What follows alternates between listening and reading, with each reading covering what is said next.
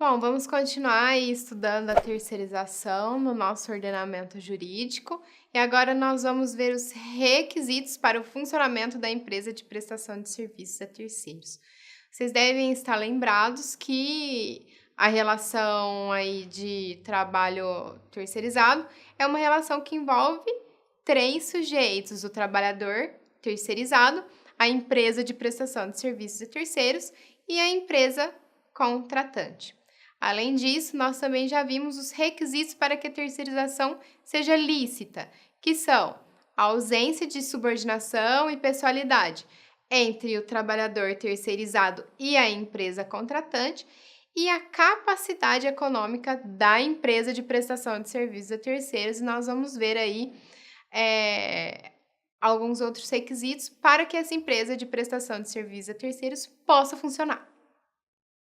Bom, dentre os requisitos citados pela lei, nós temos que a empresa de prestação de serviços a terceiros deve comprovar a inscrição no CNPJ.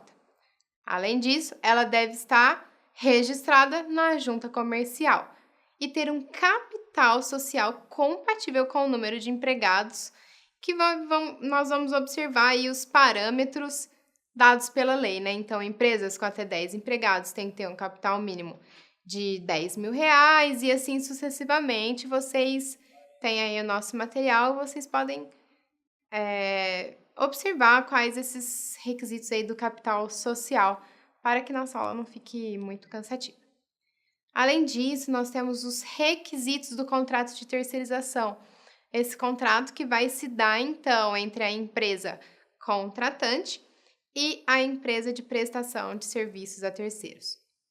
Neste contrato devem ser previstas a qualificação das partes, da contratante e da contratada, a especificação do serviço a ser prestado. Então, eu não posso contratar a terceirizada para fazer qualquer serviço na minha empresa. Eu tenho que falar: olha, eu quero você terceirizado para prestar serviços de limpeza, por exemplo.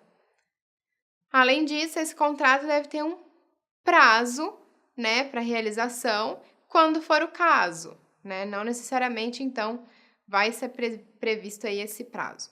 E o valor dessa contratação? Bom, além disso, nós vamos ter a responsabilidade da contratante. Porque, como eu já disse para vocês, essa relação de trabalho terceirizado, a relação de emprego se dá entre o trabalhador terceirizado e a empresa de prestação de serviços a terceiros. Então, quem é obrigado aí por responder perante o trabalhador é a empresa de prestação de serviços a terceiros. Entretanto, a empresa contratante responde de forma subsidiária pelas obrigações aí trabalhistas e pelo recolhimento previdenciário durante esse prazo contratual, e isso vem expresso na Lei 6.019 de 74, agora aí com as novas leis que alteraram, né, no artigo 5º-A, parágrafo 5º. Bom, para que a contratante seja responsabilizada, ela deve ter tido a oportunidade de se manifestar durante o processo judicial. Além disso, como eu já disse, a responsabilidade vai abranger todo o período contratual. Então, suponhamos que um trabalhador terceirizado tenha trabalhado para essa empresa de prestação de serviço por 4 anos. Essa empresa contratante vai responder durante esses 4 anos.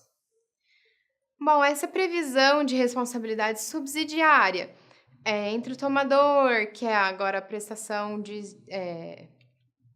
entre o tomador de serviços e a contratante, já existia na súmula 331 do TST, que nesse aspecto não precisaria aí sofrer modificações. Então, vocês podem observar, né, o inadimplemento implica a responsabilidade subsidiária do tomador dos serviços, que vai ser esse contratante agora com a nova lei. Então, quanto às obrigações, desde que tenha participado da relação processual e do título executivo.